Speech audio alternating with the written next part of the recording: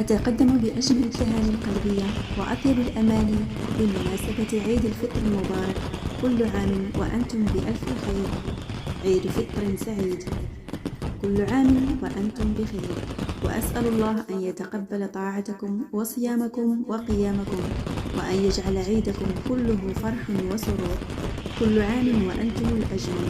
كل عام وأنتم ومن تحبون بألف خير. تقبل الله منا ومنكم صالح الأعمال.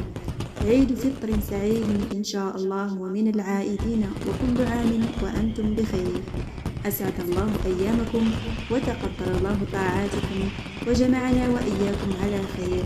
عيد فطر سعيد وكل عام وأنتم بخير.